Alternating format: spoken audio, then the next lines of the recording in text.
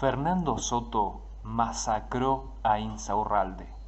Facundo Chávez y Camila Dobayán, y me permito ya mismo pedirle a Facundo un anticipo que de alguna manera tiene que ver con lo que acabamos de argumentar. El anticipo concretamente, Cristina, tiene que ver con lo último que decías, con el tema de las provocaciones y de ser funcionales al gobierno. Y esta es una de las alertas que empezaron a sonar entre los intendentes peronistas, específicamente entre los dos intendentes que fueron mencionados, el intendente Espinosa y el intendente Otermín, intendente de Loma de Zamora. Loma de Zamora y La Matanza, dos de los distritos más importantes de la provincia de Buenos Aires y que fueron acusados de haber estado detrás de la organización de la violencia y de lo que se vivió en las últimas horas. Quiero leerte algo que escuchaba hoy que me decían... Perdóname, ¿estás diciendo que tomaron una decisión sobre si participar o no en la marcha del miércoles que viene? Exactamente, no queremos ser funcional al gobierno y no queremos ponernos en el lugar de víctimas nosotros. No vamos a ir a la protesta del miércoles que viene para no terminar siendo funcionales al gobierno. A ver, para. Sí. ¿Estás diciendo que los intendentes están reconociendo que fueron entonces y que el miércoles que viene no van a movilizar? Ellos dicen y están sosteniendo, por supuesto, que no tienen nada que ver, que las acusaciones del gobierno son infundadas, dan un montón de argumentos para plantear que no tuvieron nada que ver con lo del miércoles. Lo que pasa es que tanto la CGT como dirigentes peronistas, lo escuchábamos ayer al propio Grabois, lo que estaba diciendo, empezaron a agitar que el miércoles que viene volvían, pero volvían todos. Volvían los barras, volvían los sindicalistas, volvían todos. Lo que dijeron ahora en las últimas horas, y esto te lo cuento en exclusiva, es no vamos a ir. Nosotros no vamos a participar de lo que se haga el miércoles que viene. ¿Por qué? Porque no queremos ser funcionales al gobierno. Bueno, aquí hay algo clave, ¿no? Porque volvemos a ver que quien haya pergeñado esta estrategia ya está encontrándose con un límite. Porque realmente, ¿ustedes creen que alguien en la Argentina quiere ver lo que vimos el miércoles pasado? Miren que para que reculen los intendentes de La Matanza y de Lomas, que son dos lugares que realmente tienen el sello kirchnerista desde hace muchísimo tiempo. Pero yo quiero anticiparme a la entrevista que tenemos en la mesa esta tarde, porque está Fernando Soto con nosotros, que es un hombre muy importante del Ministerio de Seguridad y sobre todo la cara de la denuncia penal que ha hecho el ministerio que conduce Patricia Bullrich. Los intendentes, Fernando, primero gracias por estar con nosotros en esta tarde. Gracias a usted, Cristina. Somos un equipo con el Ministerio de Seguridad. Fernando, los intendentes han asegurado que ustedes no tienen pruebas contra ellos, que han hecho una denuncia política. ¿Qué pruebas tienen contra Lomas y contra La Matanza? Creo que cuando decimos que los barras son una organización ilícita y son la mano de obra de cierta parte de la política, no estamos diciendo nada nuevo, no estamos descubriendo la pólvora líquida. Claro que lo van a negar, por supuesto, que van a decir, sí, es lo que hacemos nosotros, y además también nuestros intendentes viajan por el mundo y se sacan selfies con señoritas con las que pagan con el erario público, obviamente, pero todo eso sucede. Entonces nosotros lo que le proponemos al fiscal y al juez Casanelo, es que investigue las barras y que investigue los vínculos con la política. Nosotros tenemos informes y suficiente información para ello, pero la justicia es la que tiene que investigar. ¿Pero tienen pruebas concretas de que la gente de la Municipalidad de Lomas o de la Municipalidad de La Matanza organizó, envió o pagó a los barras? Como cuando uno hace una denuncia tiene que ser prudente, como corresponde, frente a la justicia y a la comunicación. Hemos expresado que verosímilmente esto es así. Quiere decir que si tuviéramos la filmación, todo, nos van a decir, bueno, yo veo gente que se está reuniendo, como veían gente contando plata también. Estaban fumando, abriendo un whisky, abriendo un puro, contando los euros y poniendo en un bolso, ¿se acuerdan de ese video? Y yo veo gente contando plata. Bueno, acá también podrían haber dicho algo así. Bueno, nosotros lo que decimos es, mire, tenemos una información que en conjunto nos da cuenta que no fue una movilización de jubilados reclamando por sus haberes. no fue ni siquiera una movilización de protesta social. Cuando uno va al cine o va al teatro y ve a la gente entrando, saliendo, tiene un movimiento, ¿no? Hay como un ballet donde la gente se mueve de una manera. En las manifestaciones también. Esta no. Esta fue totalmente distinta. Esta fue una estrategia para atacar a las fuerzas de seguridad de manera tal de distraerlas, encerrar a un patrullero, sacar al chofer, al policía que lo manejaba, incendiarlo. En fin, fue todo una estrategia de un ataque a un gobierno. Fernando, enseguida le voy a preguntar por el episodio que terminó hiriendo de gravedad al fotógrafo Pablo Grillo, que en este momento le preocupa a todo el mundo porque está en una situación realmente desesperante. Pero me permito antes sumar a Camila Dovallán. Contanos, Camila, porque es muy importante lo que estuviste investigando esta tarde. Bueno, inmejorable entrevista tenerlo al doctor Soto acá porque le vamos a poder preguntar algunas precisiones, pero tengo entendido por fuentes del Ministerio de Seguridad que además de la denuncia realizada, en la que se incluye a Fernando Espinosa, a Federico Termina, a Las Barras, también en paralelo se está trabajando en 2 denuncias a la jueza que liberó a los detenidos. Va a haber una denuncia penal y va a haber una denuncia frente al Consejo de la Magistratura. Esto se está trabajando porque lo que consideran es que hubo prevaricato, es decir, hubo un abuso por parte de la jueza en su resolución de dejar libres a los detenidos.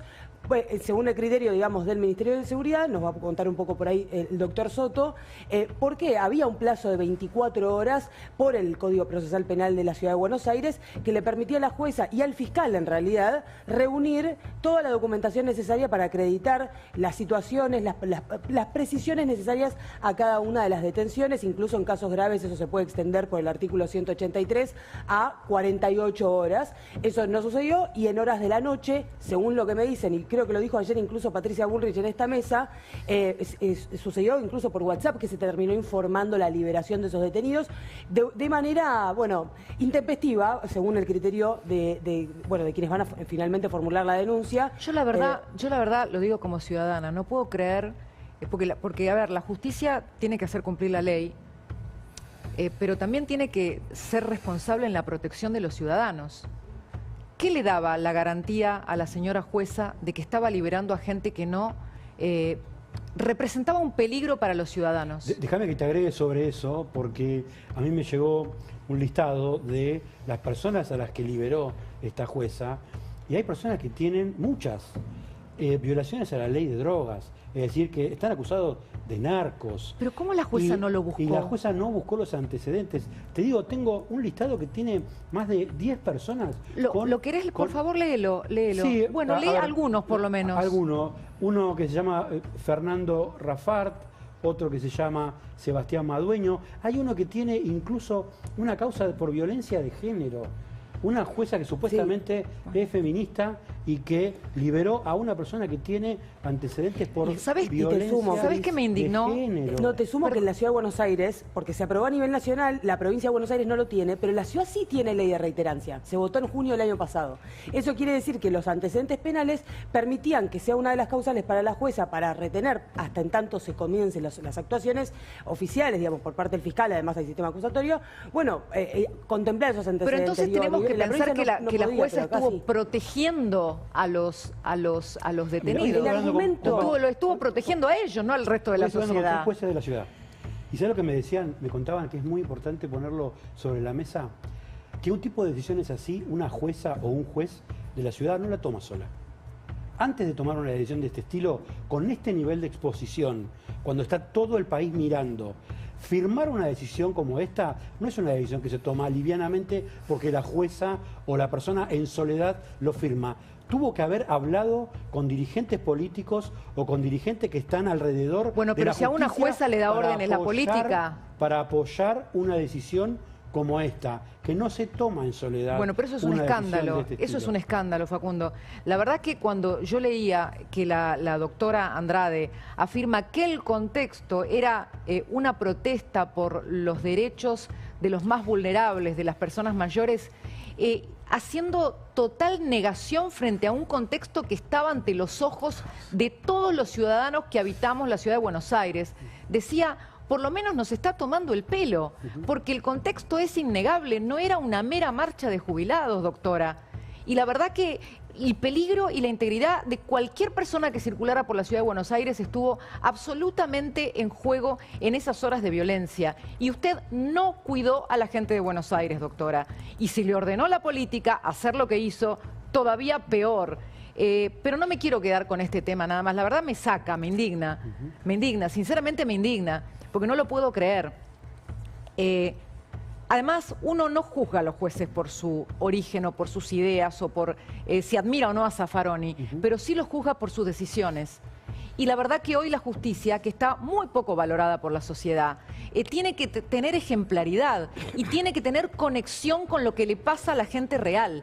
No servir a sus jefes políticos, porque si no, no son jueces, son jueces disfrazados de jueces, pero en realidad son militantes políticos. Y ese es el daño que ha hecho Cristina Kirchner a la justicia. La ha disfrazado de jueces, pero en realidad ha puesto militantes. Y cuando hay militantes y no jueces, la ley termina siendo lo menos importante. Voy a volver a Fernando Soto, les pido, compañeros, que me ayuden a llevar adelante, porque hay muchos temas. Fernando, los videos del momento en que la cápsula de gas lacrimógeno impacta en la cabeza de Pablo Grillo no muestran el rebote que decía ayer la ministra Bullrich. ¿Ustedes cómo deducen que actuó el hombre de las fuerzas de seguridad de acuerdo a los manuales? Porque esos proyectiles de gas se disparan con una elevación, no se disparan directamente así, pero cuando caen en el suelo rebotan, esto es común. Y el disparo fue, según los que nos dicen los peritos que miraron los videos, es a más de 70 metros. Aunque quisiera, no podría haber apuntado nunca, no están hechos para apuntar esos proyectiles. ¿Ustedes hicieron peritajes? No, consultamos, no hicimos peritajes porque no vemos que haya una infracción a la ley. ¿Por qué no? Porque había una situación de un ataque conjunto de una serie de gente que fue preparada especialmente. Pero el disparo no estuvo hecho a 45 grados como se indica. Nosotros, ¿o sí? No, lo que pasa es que cuando se hace esa distancia baja rápidamente y luego cuando baja puede rebotar y los rebotes alteran la trayectoria de una manera absolutamente impredecible. Y tuvo por lo menos un rebote y otro previo que es posible por la trayectoria horizontal. Uno en el momento que impacta en el artefacto metálico que estaba incendiándose. Se ve en el video, si uno lo amplía y luego repetidamente, ve que rebota. Y desgraciadamente, primero lamentamos lo que están pasando los padres, eso es lo más doloroso que puede tener, ¿no? Un hijo que esté enfermo, que esté grave. Pero es cierto que no se comunicó nadie del gobierno con la familia. No lo sé. El padre de Pablo Grillo dijo que nadie del gobierno se comunicó. Yo le estoy diciendo que lamento lo que están viviendo, son dos cosas totalmente distintas a la manifestación con lo que están sufriendo los padres y este pobre muchacho lo que pasó. Pero se dieron varias circunstancias, por ejemplo, en ese momento él se agachó, mientras seguía la trayectoria, ese proyectil, él se agachó. Y él se agachó, si no, nunca lo hubiera dado en la cabeza. Él estaba, además, no hay ningún delito sacar una foto, pero él estaba en un lugar. Bueno, pero no es expuesto. Culpa de él. No, por eso estoy diciendo, pero él estaba en un lugar expuesto, era el único fotógrafo que estaba ahí, no era un grupo de fotógrafos.